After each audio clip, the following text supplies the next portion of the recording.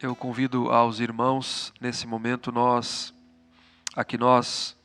abramos a palavra de Deus no livro de Apocalipse, capítulo 2. Faremos a leitura hoje dos versos 18 a 29. Estamos dando sequência na nossa série de mensagens das 7 cartas às 7 igrejas da Ásia. E hoje nós faremos a exposição da carta à igreja em Tiatira, que é a 4ª igreja aqui da nossa série, encerrando o capítulo 2. Nós queremos mais uma vez saudar a todos os irmãos, os presentes, aqueles que nos acompanham também na internet, e na expectativa, queridos, que Deus fale conosco mais um domingo, mais uma manhã, nesse momento que é muito importante para nós, do culto que nós estamos prestando a Deus nessa manhã, momento de edificação, momento de exposição da sua palavra. E é central para o nosso culto, para o culto reformado, o culto presbiteriano, particularmente, a exposição da Escritura. A Escritura Sagrada ela é central para nós.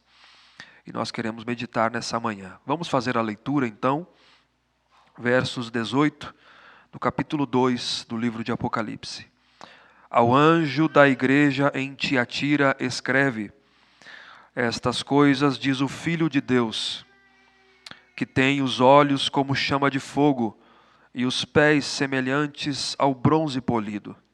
Conheço as tuas obras, o teu amor, a tua fé, o teu serviço, a tua perseverança e as tuas últimas obras mais numerosas do que as primeiras.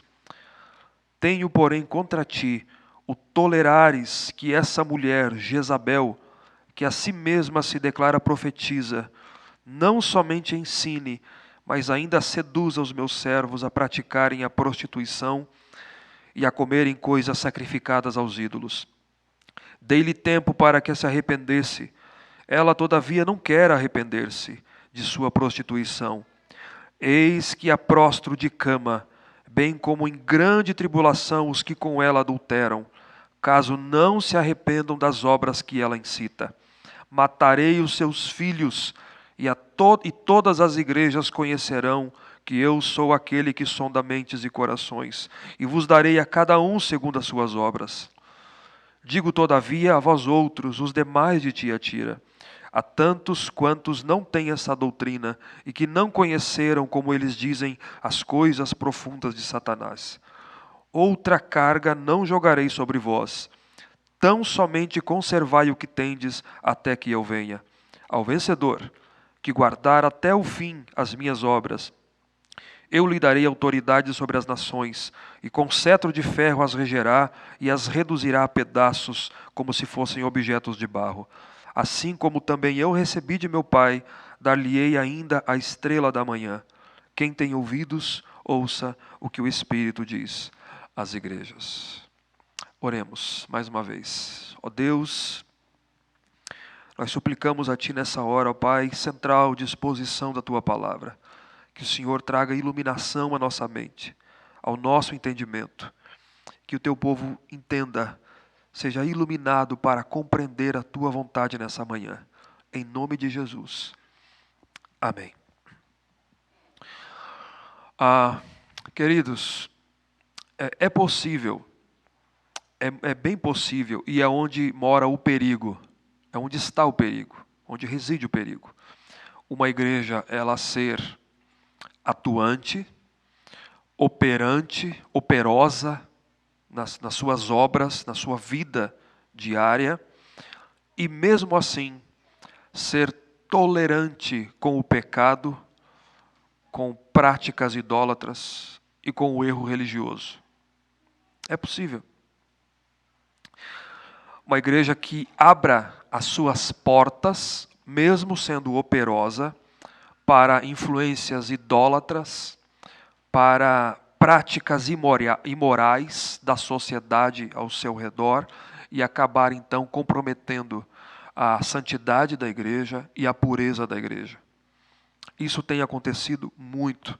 Se alguém acompanha as notícias mundiais no mundo evangélico, você perceberá essa realidade aqui. Arraiais inteiros, comunidades ditas cristãs inteiras, há anos tida em uma certa ala do mundo evangélico como referência, atuantes de diversas maneiras, operantes de diversas formas, abriram as portas para a imoralidade, para a prostituição, para o erro, para a idolatria, começando pela liderança. Se você acompanha as notícias, você sabe que isso está acontecendo. A igreja em Tiatira estava vivendo algo semelhante. Em algum quesito era pior do que Pérgamo, que nós contemplamos no domingo anterior. Vocês perceberam que os Efésios, a igreja de Éfeso, permaneceu fiel, pura, doutrinariamente, reprovou os falsos apóstolos, reprovaram os nicolaítas, que em Pérgamo foram aceitos. Em Pérgamo foram aceitos. Tiatira, num certo aspecto, ela ficou um pouquinho pior, porque nós temos uma igreja aqui operante, nós veremos, mas tolerante contra o pecado e contra o erro religioso. Nós veremos isso nessa manhã, seguindo o padrão das cartas que nós temos visto nas cartas do Apocalipse aqui, que tem 7 ou 8 partes. Nós seguiremos esse padrão como temos feito. Primeiramente, então, nós vamos contemplar aqui o endereçamento da carta, está no verso 18. Veja aí. Ao anjo da igreja em Tiatira. Ao anjo da igreja, essa carta foi escrita, escreve. Por que é importante nós mencionarmos isso? Porque é na cidade que tem o contexto e Jesus está contemplando a cidade e a sua igreja naquela cidade. Tiatira era uma cidade muito bem localizada na Ásia Menor. Ficava a uns 60 quilômetros de Pérgamo. Você pega o mapa, você tem Pérgamo e você tem Tiatira, mas assim, a sudoeste de Pérgamo. Pérgamo está aqui em cima, ao norte. Você desce um pouquinho assim, Tiatira. 60 quilômetros de distância. Vocês já perceberam que era o padrão de distância de uma igreja da outra, mais ou menos nessa circunferência. Ela fazia uma rota muito interessante comercial com Pérgamo. Você tem Pérgamo, Tiatira e Sardes, logo abaixo. E tinha uma estrada que ligava com Esmirna ainda. Então estava muito bem localizada. Uma rota comercial muito bem localizada. Ela foi conquistada pelos romanos no segundo século, em 190 depois de Cristo, e se tornou um foco comercial. Isso é muito importante para o contexto aqui, com variadas profissões. Tinha nessa cidade aqui. Muitas profissões. Padeiros, pintores, curtidores. Era reconhecida por a sua indústria de lã, de tintas, artesãos, lidavam particularmente com metal, cobre. Então, uma igreja com uma variedade de produtos aqui. Lídia, se você vê em Atos 16, verso 14, ela estava em Filipos porque ela provavelmente se mudou para Filipos, quando Paulo planta a primeira igreja cristã na Europa, na cidade de Filipos, e começa na casa de Lídia. Mas diz o texto lá que ela era de Tiatira, era vendedora de púrpura. Mas qual é o ponto central? Tiatira era notória por suas associações comerciais. O que nós tínhamos na época, esse comércio da época estava sob o controle das chamadas guildas. O que eram guildas? Guildas eram como os sindicatos que nós temos hoje, eram sindicatos comerciais. Isso eram guildas. Mas esses sindicatos comerciais, eles eram adoradores de deuses pagãos, como Ártemis e Apolo, por exemplo. Os membros das guildas, eles eram obrigados a participarem das festas pagãs. Eles eram obrigados a honrarem os deuses pagãos, os membros desse sindicato que governava todo o comércio da época. comer carne sacrificada a esses deuses pagãos nos templos deles e a praticarem imoralidade sexual. Eles eram obrigados a fazer isso, considerando que o trabalho contava com a bênção destes deuses. Somente os trabalhadores, então, que se devotassem a eles e seguissem o padrão das guildas, eles progrediriam. É como você ascender no seu trabalho hoje. Você ascenderia materialmente. Quem se recusasse a seguir esta regra das guildas seria expulso do sindicato, perderia seu emprego e seria excluído da sociedade e teria grande dificuldade de subsistência. Falando de pobreza. Pobreza mesmo. Isso é o que acontecia. Por essa razão, muitos cristãos aqui da cidade começaram a perder espaço comercial, aqueles que eram fiéis. Começaram a perder espaço, a enfrentar pobreza. Por quê? Porque eles se recusavam a honrar esses deuses pagãos, a comer carne sacrificada a ídolos lá no templo pagão e praticar imoralidade sexual. Eles começaram a perder os seus empregos, a subsistência material e eram considerados os piores da sociedade. E muitos viviam assim. Por que muitos cristãos fiéis viveram assim? Porque nós não podemos servir a dois senhores, Jesus disse. Ou você haverá de amar a um e aborrecer ao outro. Você não pode amar a Deus e a Mamon ao mesmo tempo. Às vezes, será necessário um racha mesmo que traga consequências sérias. E isso acontecia muito. Muitos viviam dessa maneira. Então, esse é o contexto por detrás aqui que nós entendemos da igreja em Tiatira. Primeira parte, é ali onde a igreja... Jesus diz, ao anjo da igreja em Tiatira, João escreve a ele. Segundo, ele descreve um aspecto da aparição de Jesus aqui, está no verso 18, na parte B. Estas coisas diz o Filho de Deus, que tem os olhos como chamas de fogo e os pés como bronze polido. Jesus se identifica aqui, a igreja, a descrição está no capítulo 1, verso 14 e 15, e que ecoam as palavras de Daniel, capítulo 10, do profeta Daniel, capítulo 10, verso 6. Você pode analisar depois. São as mesmas palavras aqui. Jesus se identifica essa igreja como Filho de Deus. Ele diz, escreve a igreja em Esmirna, em Tiatira, escreve, quem está dizendo essas coisas é o Filho de Deus. Essa descrição é importante no contexto de uma cidade pagã e de que o próprio imperador era considerado o filho dos deuses. Uma cidade rodeada por falsos deuses pagãos. Jesus diz, eu sou o Filho de Deus. Eu sou o verdadeiro Deus. Eu possuo os mesmos atributos de Deus, o único Deus. Essas coisas, diz o Filho de Deus, este que deve ser honrado e que deve ser adorado e cultuado. E não o imperador e esses deuses pagãos da sociedade, de vocês. Ele que tem os olhos como chamas de fogo. O que significa isso? Descreve esse olhar judicioso de Jesus. É isso que significa. Esse olhar acertado dele. Ele diz no verso 23, veja aí. Todas as igrejas conhecerão que eu sou aquele que sonda mentes e coração. Ele tem os olhos como chamas de fogo. Ele sonda mente, ele sonda coração. É isso que ele faz. Esse olhar judicioso que tem a competência de diagnosticar a real condição da igreja, o real estado espiritual em que se encontra cada cristão.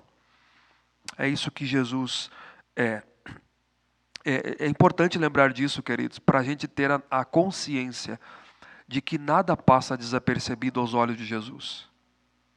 Nada passa desapercebido. E é isso que Jesus está dizendo. Escreve para a igreja em Tiatira, e quem está dizendo essas coisas é aquele que tem os olhos como chamas de fogo. Eles têm que saber disso. E também tem os pés como bronze polido. Aqui Jesus faz Tiatira era conhecida, como eu disse, por muitos artesãos trabalharem com bronze. E ele diz, quem escreve é aqueles que têm os pés como bronze polido. Jesus é como se Jesus estivesse posicionado na igreja em Tiatira, com seus pés de bronze polido. Os pés fala de fundamento. Ele é o fundamento da igreja. Ele está posicionado no meio da igreja e a sua presença não passa desapercebida, ela brilha no meio da igreja. É esse que está escrevendo para a igreja de Tiatira. Sua presença tem que ser percebida. E em terceiro lugar, ele faz uma avaliação da vida da igreja. Verso 19, na parte A. Eu conheço as tuas obras. Vocês percebam o pensamento lógico, né? Quem está escrevendo é aquele que tem os olhos como chamas de fogo. Eu conheço as tuas obras.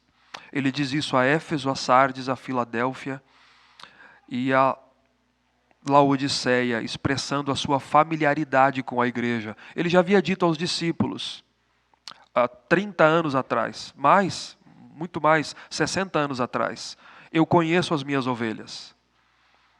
Eu conheço as minhas ovelhas. E elas me conhecem, elas ouvem a minha voz. Tiatira, ouça o que eu vou dizer para vocês agora. E em quarto lugar é o elogio. Está no verso 19. O verso 19 na parte B é todo o elogio. É um verso só, mas ele é rico. Ele diz, eu conheço as tuas obras, o teu amor, a tua fé, o teu serviço, a tua perseverança e as tuas últimas obras mais numerosas do que as primeiras. São 4 ou 5 virtudes que Jesus destaca dessa igreja. Ele que está posicionado em Tiatira, sua presença percebida, os olhos como chamas de fogo, e ele vai fazer o diagnóstico da igreja. E ele diz, eu conheço você. E o que ele vai dizer aqui, essas virtudes são interessantes. Ele diz, eu conheço o teu amor, que é a palavra aqui, agapen, que é um amor dedicado para com Deus e altruísta para com o próximo. O que resume o mandamento, cumpre o resumo da lei conforme Jesus ensinou. É amarás o teu Deus de todo o teu coração, de toda a tua alma, de todo o teu entendimento, e amarás o teu próximo como a ti mesmo. Jesus disse, eu conheço você, eu conheço o teu agapen, eu conheço o teu amor. O cristão, ele é definido por isso também. Por aquele que ama a Cristo, a Deus sobre todas as coisas, de toda a sua alma, de todo o seu coração, aquele que se dedica, aquele que renuncia-se a si mesmo por esse Deus, e ele manifesta então, por causa disso, como consequência disso, misericórdia, compaixão. E ele vai falar na sequência, eu conheço o teu serviço, porque o amor a Deus, o amor aos irmãos, ele desemboca em serviço. Eu conheço o teu serviço, que é a palavra diakonian, de onde vem a nossa palavra portuguesa para diácono. É ministério, eu conheço o teu serviço, ministério, que aqui eu creio que a palavra ela descreve um serviço ativo, um trabalho feito ativamente com uma atitude voluntária. Eu sei o que vocês têm trabalhado, têm labutado, o serviço de vocês na igreja, no meio do povo. O amor a Deus, o amor aos irmãos, está desembocando em serviço, porque o amor e o serviço da igreja destacam aqui exatamente isso, o cuidado, o zelo que vocês têm uns pelos outros. Ele diz, eu conheço a tua fé, a fé aqui no sentido de confiança em Deus. Que a palavra que ele utiliza é pistin, que eu sei que você confia, e percebe a estrutura do texto, essa fé que ela se manifesta na perseverança. Eu conheço a tua fé, o teu serviço e a tua perseverança, essa confiança absoluta em Deus que vocês têm e que se manifesta na perseverança. Aqui a palavra descreve uma resistência. Perseverança é isso. É a palavra hipomenen, que é uma resistência, firmeza. É a graça de eu e você continuarmos resistindo firmemente em meio às adversidades, em meio às perseguições e às provações da vida. É isso que é perseverança aqui. É você conseguir resistir e suportar e avançar na fé e na confiança em Deus, apesar de apesar das adversidades que você e eu possamos enfrentar. Jesus diz, eu conheço isso em vocês. Por isso que o contexto ele explica isso. A fé e a perseverança aqui sugerem isso. Sugerem momentos de tribulação, de perseguição, que era o contexto da Ásia, nós já explicamos isso aqui, no final do primeiro século, e que eles estavam enfrentando. E que eles enfrentaram, e que mesmo assim Jesus diz, vocês resistiram firmemente em mim. Eu conheço isso em vocês, a fé e a perseverança. E eu creio que o culminar desse elogio está no quinto ponto aqui. Ele diz, e as tuas últimas obras são mais numerosas do que as primeiras. Isso eu acho fantástico em Tiatira. Aponta para o fato de que, por que ele diz as tuas últimas obras? No contexto, é mais numerosas do que as primeiras, porque significa que essas virtudes de amor, de fé, de serviço e perseverança estavam em franco desenvolvimento, em franco crescimento. Em franco crescimento. Havia uma intensificação. A igreja que há 5 anos atrás, há 10 anos atrás, Jesus diz, hoje é maior as obras do que foi no início. Houve um desenvolvimento, um crescimento nisso. Isso nos pinta um quadro de uma igreja ativa, de uma igreja operosa, de uma igreja atuante, amorosa e constante naquela cidade ali onde eles estavam, mais do que no início. Mais do que no início. Eles demonstravam isso então, os cristãos em Tiatira, claramente aos olhos de Jesus, estas virtudes. Pensem nisso, queridos. Como é que funcionavam na época as cartas? As cartas eram enviadas à igreja, provavelmente aos presbíteros da igreja, e no culto, que ainda eram nas casas, via alguém na frente, provavelmente o presbítero da igreja, e lia a carta publicamente para a igreja. Pensem na reação da igreja, palavras de Jesus. Eu conheço vocês, conheço as obras de vocês. A carta sendo lida. Eu fiquei pensando, eu preparando o sermão, o que é que Jesus mandaria escrever sobre esta igreja aqui? Se mandasse diretamente, e eu tivesse que ler aqui na frente, contemplando todos nós, qual seria o diagnóstico de Jesus? A olhar para cada um de nós. Eu conheço vocês. Isso nos traz um temor muito grande. Muito grande. Tem que trazer um temor muito grande. Porque o capítulo 1 diz que é aquele que passa no meio da igreja. Está caminhando no meio da sua igreja. Interessante comparar com a igreja de Éfeso, que foi repreendida por abandonar o primeiro amor. Tiatira, quanto a esse assunto, ela é elogiada. Éfeso abandonou. Tiatira está em franco desenvolvimento, em franco crescimento, quanto ao amor. Mas, quinto ponto, a repreensão dos versos 20 a 23. Ela tinha virtudes, mas tem um ponto aqui que está comprometendo a igreja. A tolerância ao erro, a imoralidade, ao pecado estava comprometendo a santidade da igreja, a saúde espiritual da igreja. A igreja abriu as portas para isso, para a falsa doutrina e para a imoralidade. E aqui ela contrasta com Éfeso, porque agora a gente tem que, tem que ser justo, que nesse quesito Éfeso diz que não suportava homens maus. Éfeso não suportava hereges no seu meio, expulsou falsos apóstolos. Nós somos apóstolos. Não são não. Pode ir embora. Não são não. Aqui não. Nicolaíta também não fica aqui. Seguidor de Balaão também não quero aqui. Nós não aceitamos aqui. Mas Tiatira aceitou. Veja aqui verso 20, em primeiro lugar. Tenho, porém, contra ti o tolerares que essa mulher Jezabel, que a si mesma se declara profetisa, não somente ensine, mas ainda seduz os meus servos a praticarem a prostituição e a comerem coisas sacrificadas aos ídolos. A gente não sabe se essa mulher aqui, de fato, o nome dela era Jezabel. Não tem como saber. Eu creio que não. Eu creio que provavelmente aqui não era o nome literal dela. Existia essa mulher na igreja, essa profetisa, mas o que Jesus está dizendo, ele está citando Jezabel para trazer à memória aqui a esposa infame de um rei de Israel chamado Acabe. Acabe reinou 21 anos em Israel no século IX antes de Cristo. Foi um dos reis ímpios em Israel. Está isso no primeiro livro de Reis, capítulo 16, e segundo livro dos Reis, capítulo 9.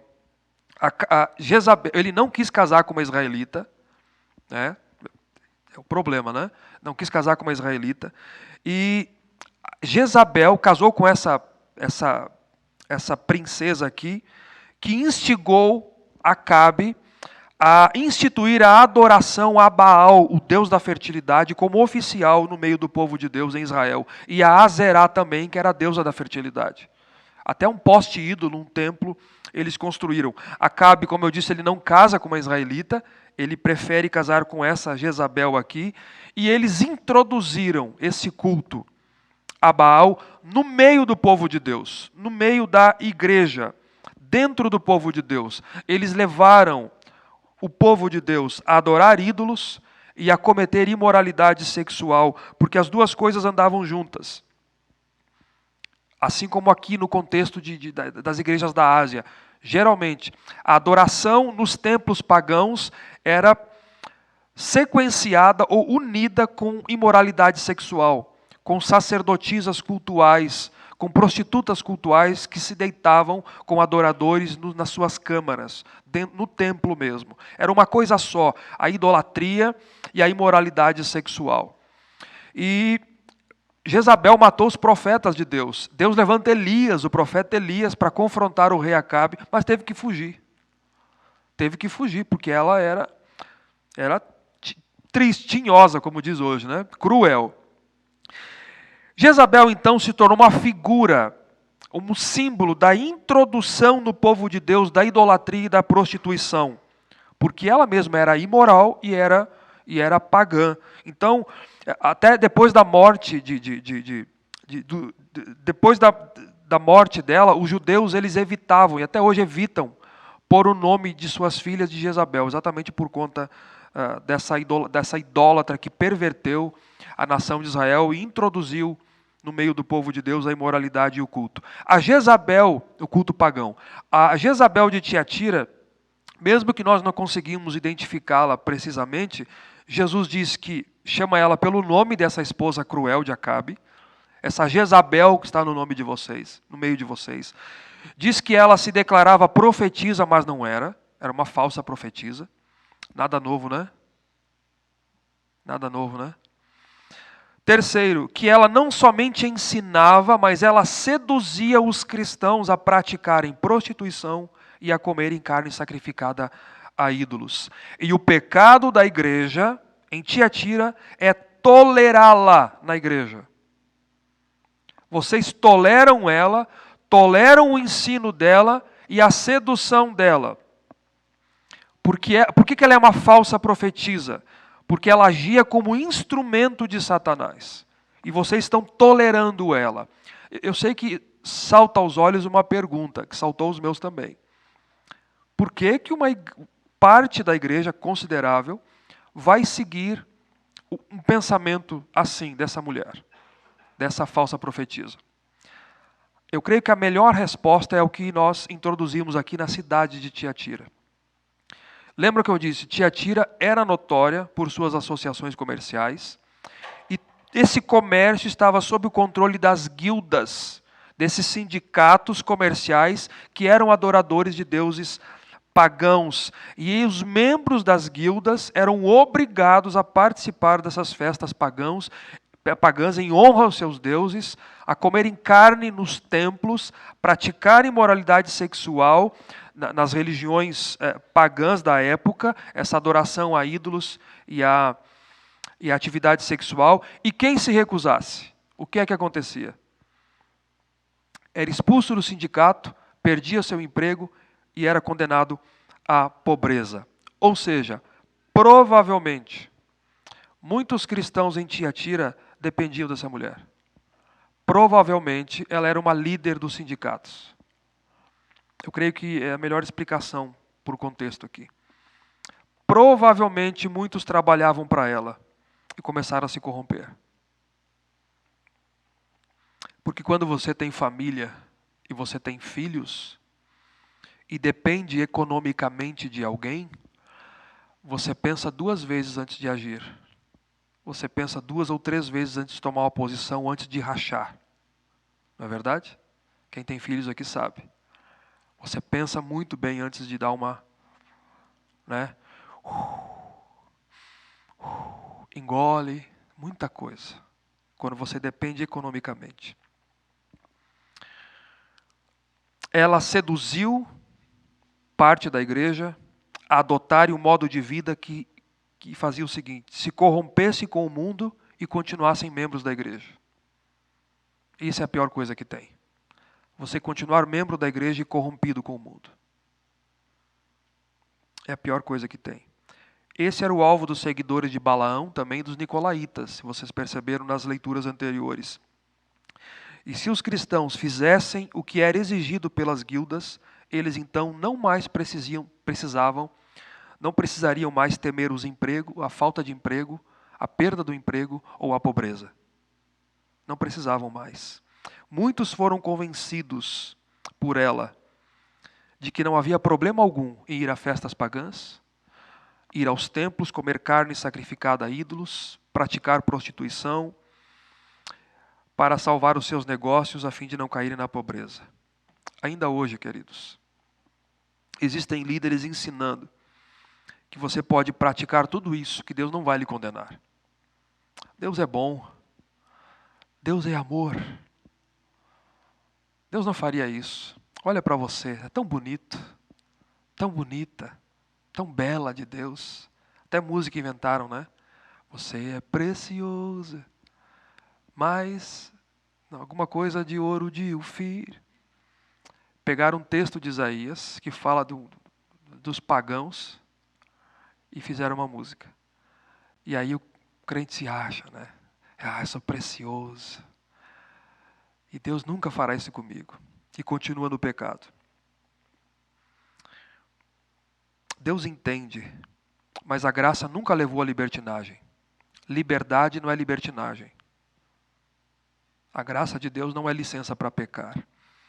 Os cristãos precisavam definir se nós queremos dar ouvidos, ou se eles queriam dar ouvidos, à voz de Deus ou à voz de Satanás. No contexto, era decidir o emprego ou a fidelidade a Cristo. Às vezes tem que se decidir. Ou o emprego ou a fidelidade a Cristo. Talvez, não temos como provar, mas provavelmente Lídia teve que fazer essa escolha. Provavelmente, lembra que ela era vendedora de púrpura e era de Tiatira. Provavelmente era membro de uma das guildas e teve que fazer essa escolha entre Cristo ou a guilda antes da sua conversão. Provavelmente. Como ela recebeu a igreja em casa, nós entendemos que ela tomou a decisão correta. Difícil, mas correta. Ninguém pode servir a 2 senhores. Ou você amará a um e desprezará o outro. Nós não podemos, disse Jesus, servir a Deus e a Mamon.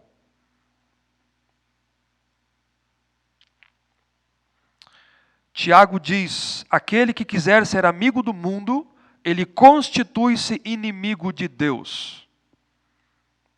Inimigo de Deus. São 2 linhas completamente opostas. A tolerância da igreja em Tiatira, a dar ouvidos aos ensinos, a sedução dessa falsa profetisa, pecava contra Cristo e Cristo repreende. Eu tenho contra ti que você tolera Jezabel, essa mulher que se diz profetiza, não só com seus ensinos, mas ela está induzindo os meus servos aí, os meus fiéis, à imoralidade sexual, a comer carne sacrificada a ídolos. E Jesus repreende a igreja. Só que Jesus vai dar um tempo para que ela se arrependa. Perceba aqui na estrutura agora, versos 21 e 23. Primeiro ele vai falar dela, da proponente aqui, da Jezabel. Depois ele vai falar dos seguidores. Veja a sequência. Primeiro, verso 21. Dei-lhe tempo para que se arrependesse. Ela, todavia, não quer arrepender-se da sua prostituição. Jesus, o verso 21 sugere aqui que já havia um tempo que essa mulher havia sido recebida na igreja. Já havia um tempo. Ela estava um tempo na igreja. E que já havia sido advertida por um presbítero, talvez o apóstolo João, para que ela se arrependesse dos seus pecados e renunciasse os seus pecados, confessasse os seus pecados e abandonasse a sua imoralidade. Foi dado oportunidade para que ela se arrependesse. Jesus disse, eu dei oportunidade para ela se arrepender, mas ela não quis. Ela se recusou. Versos 22 e 23, então, revelam a ira do Senhor. Veja aí. Por algum tempo Deus tolera. Isso a gente tem que aprender. Eu sei que Deus é amor, mas nós temos que contemplar o pacote todo dos seus atributos. O Deus que é amor, que é misericordioso, Ele é justo e Ele é santo. E Ele não tolera o pecado e nem o pecador. Ele não tem o culpado por inocente. Aí você tem o quadro completo dos atributos de Deus. Se você ficar só com um lado, vai ter problema na sua teologia. Certo? Deus tolera por algum tempo, mas chega um momento que a rebelião tem que acabar. A sua paciência chega ao fim, por assim dizer. Chega ao fim. Chega uma hora que a medida do pecado dos amorreus, quando chegar aqui, nós estamos estudando Josué, Deus, eu vou entrar em ação agora. Verso 22, ele diz, eis que eu a prostro de cama. Ela ficará prostrada, adoecer aqui, de cama. E aqui não é alguns tipos de cama que havia na época, é de enfermidade. Enfermidade. Ela ficará acamada, adoecerá e acabará em morte, porque ela se recusou a se arrepender, a confessar os seus pecados e abandonar os seus caminhos. Isso para ela. Jesus diz, eu prostro ela de cama. Verso 22, uma exortação ao arrependimento aqui então e a ameaça. Agora aos seus seguidores, ele diz aqui,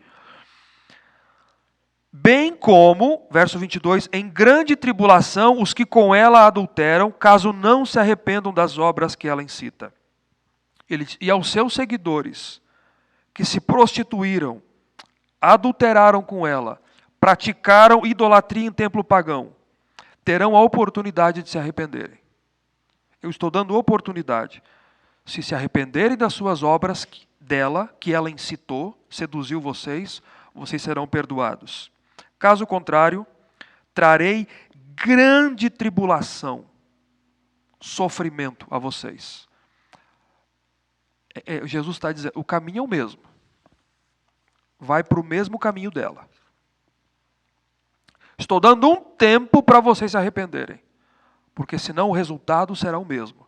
Trarei grande tribulação sobre vocês. Verso 23, matarei os seus filhos. Filhos aqui não é literal, é os seus seguidores. Matarei os seus seguidores. Eles sofreriam as consequências do seu pecado. A consequência do pecado é a morte. E aqui eu quero extrair a verdade para vocês, porque é importante. O tempo do verbo grego aqui, matarei, apokteno, esse verbo aqui, eu vou dar literalmente para vocês, está no futuro do indicativo ativo, e está na primeira pessoa, do singular. Deus está dizendo, eu vou matar. É isso aqui, Jesus disse. Eu vou matar com morte. Literalmente é matar com morte. Por quê? Veja o resultado. Final do verso 23. E todas as igrejas, as 7 da Ásia, todas elas conhecerão que eu sou aquele que sonda mentes e corações, que sou aquele que tem os olhos como chamas de fogo, que sonda o mais íntimo. Aqui, a palavra mente aqui é literalmente rim. É rim, porque no Antigo Oriente se pensava que a sede do mais íntimo do ser da pessoa, o mais íntimo do ser da pessoa era definida dessa maneira, com essa parte do corpo, esse órgão. Então, eu sou aquele que sonda a mente, a profundidade do ser dessa pessoa. E eu darei a cada um segundo as suas obras. Eu sondo, eu conheço e eu sou o justo juiz. Eu vou retribuir justamente. É uma retribuição rápida, não na segunda vinda. É agora, rápida e retributiva, de acordo, para aqueles que não querem se arrepender. Palavra de Jesus. Palavra de Jesus. Veja o verso 24. O Senhor vai acentuar o pecado aqui.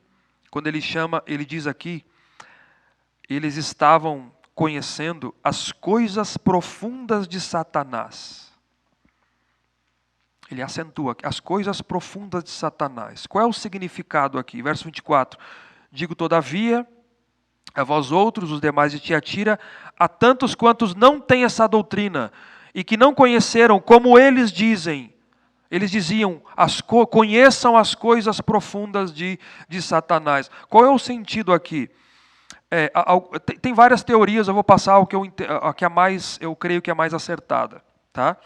Qual é o significado dessas coisas profundas de Satanás? Alguns acham que essa expressão se refere às palavras dessa Jezabel e dos seus seguidores que repetiam na igreja. Eles diziam assim na igreja e ela também. Que a igreja precisava conhecer as coisas profundas de Satanás. Com qual objetivo? Você tem que conhecer as coisas profundas de Satanás, entender para depois combater. Para que você combata algo, você tem que conhecer. E você tem que entender os mistérios de Satanás. É como se ela estivesse dizendo assim, parafraseando. Como iremos combater Satanás sem antes conhecer as coisas profundas, os mistérios de Satanás? Como é que você vai combater o culto idólatra? E aí é um problema. A prostituição, se você não conhece, se você não experimentou, se você não foi lá, se você não tem entendimento daquilo. Como combater o mundo, se você não experimenta o mundo, se você não conhece o mundo? Para combater, antes você precisa conhecer o segredo, ser um iniciado naquele assunto. Por isso, então, a prática da prostituição, idolatria e a ida nos templos. Porque era isso que ela dizia. Vocês têm que conhecer as coisas profundas de Satanás para depois combater. Nada novo, né? De novo. Nada novo. Cristãos são induzidos a abraçar o mundanismo hoje, com o objetivo de conhecer o mundo. Porque senão, como é que nós vamos combater? Aí você tem um monte de prática aí. Isso eu vi, o que eu vou dizer agora. Isso eu vi. Tem igrejas que trazem pessoas aos seus púlpitos, ex-pais de santo, ensinando como é que o diabo faz. Como é que o diabo funciona. E o próprio, a pessoa acho que está até endemoniada ali, ensinando, o pai da mentira, está no púlpito, ensinando como é que são as coisas dele lá, como é que faz.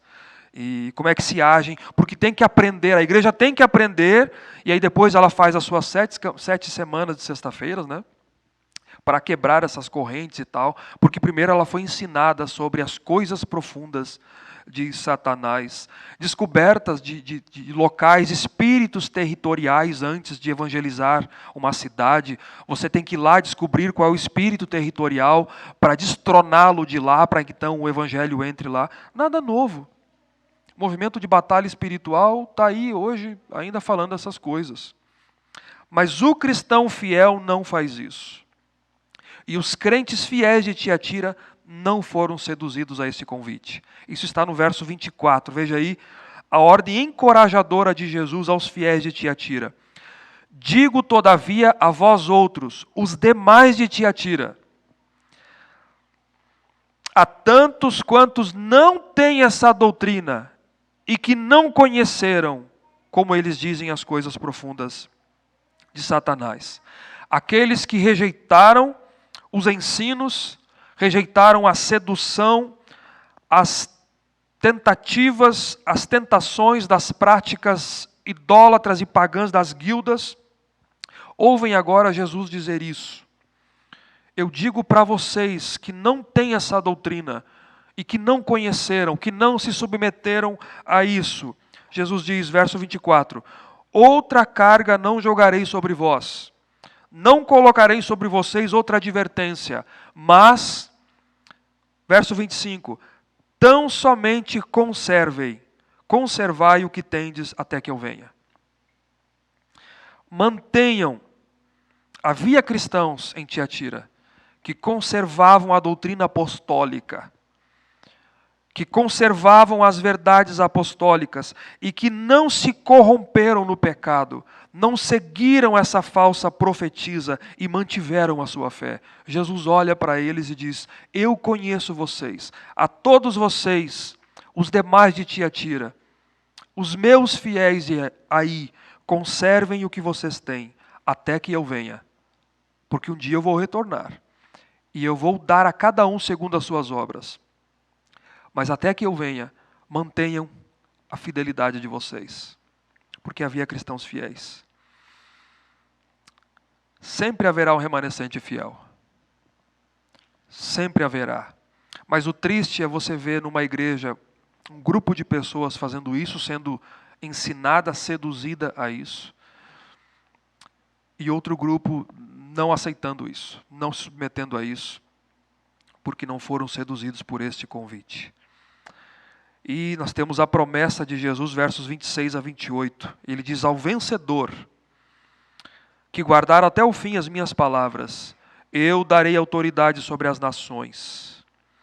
Jesus aqui, ele está dizendo: eu que recebi, vocês lembram antes da ascensão, Jesus diz: eu recebi do meu Pai toda a autoridade no céu e na terra. Jesus, ele é o rei soberano e ele já reina. Ele já reina, ele recebeu o reino do Pai, e até que todos os inimigos sejam prostrados debaixo dos seus pés, quando ele então entregará o reino ao Pai. Mas ele já reina soberano.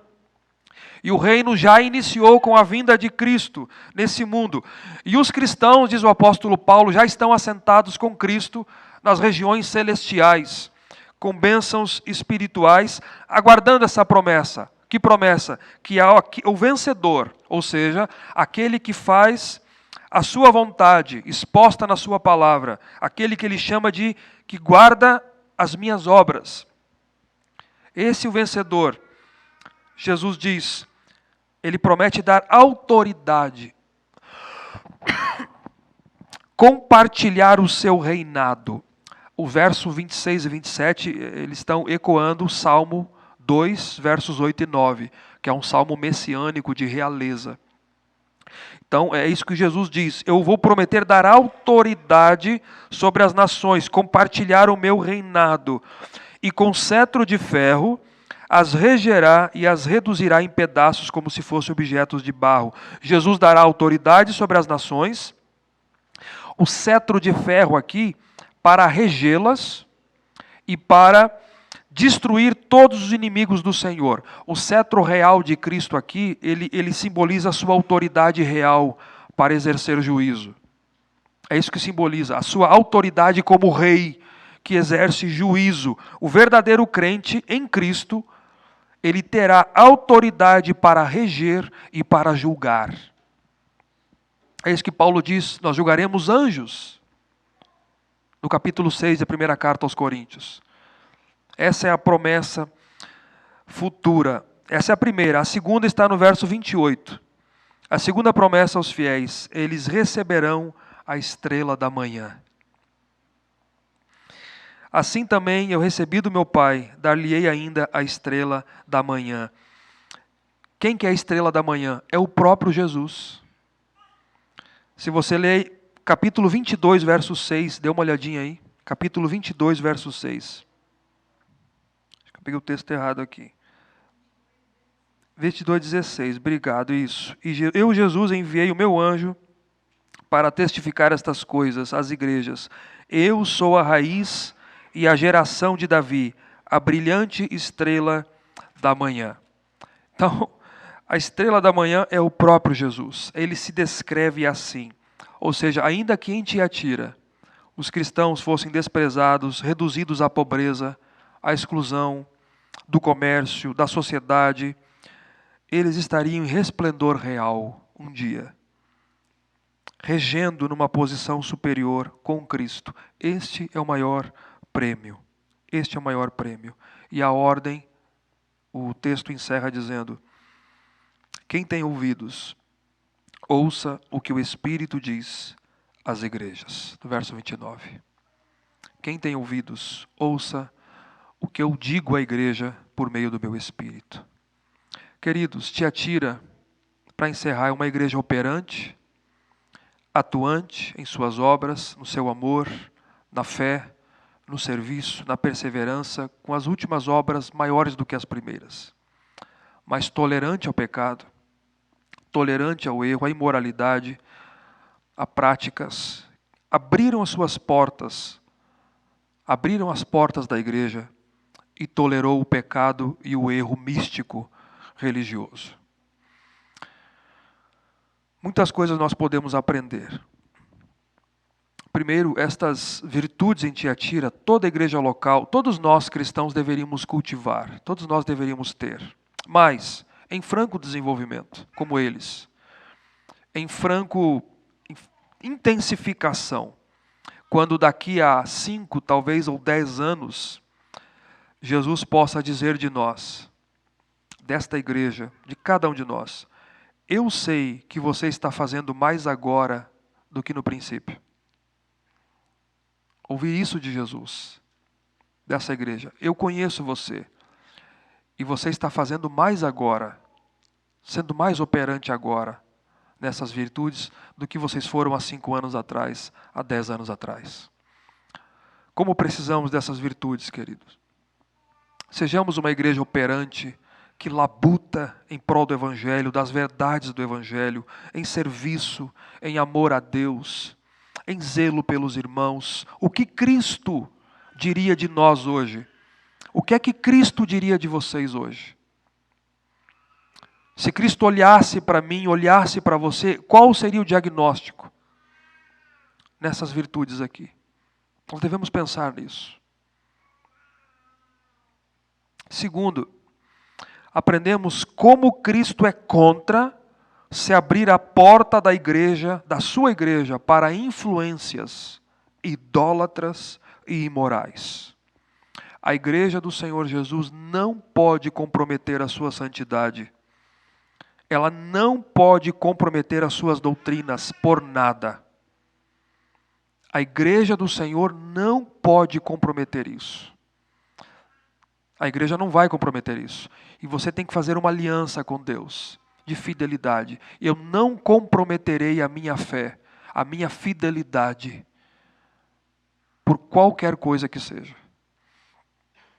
Analise a sua vida, pensando aqui no contexto dos irmãos e dos sindicatos, das guildas da época.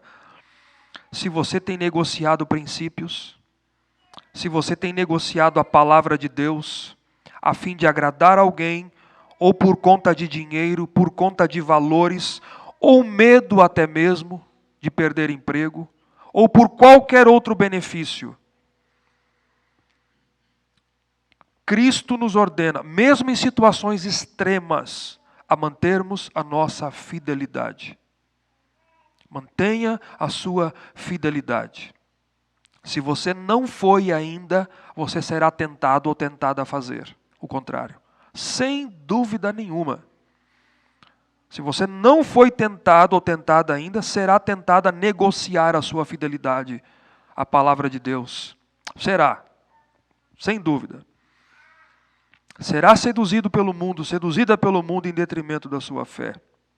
Ou por falsos ensinos, por falsos profetas, fazendo propostas, levando uma mensagem que agrada a carne e que traz conforto à carne, mas não tem nada de espiritual, não tem nada de verdadeiro, apenas nos leva para fora da igreja, para o mundo. Tira de dentro da igreja para colocar dentro do mundo. No contexto, no sistema pecaminoso, quando eu digo mundo é nesse contexto. O sistema rebelião contra a palavra de Deus. Mas conserva o que tem. Conservemos o que temos. Eu e você e eu, se conservarmos o que temos, a fidelidade é o que nos foi dado de uma vez por todas, a palavra de Deus, estaremos com Ele em resplendor, eternamente reinando. Ele que é a estrela da manhã. Ele que é a estrela da manhã. Que Deus nos abençoe, queridos. e aplique poderosamente essa palavra ao seu coração. Fiquemos em pé.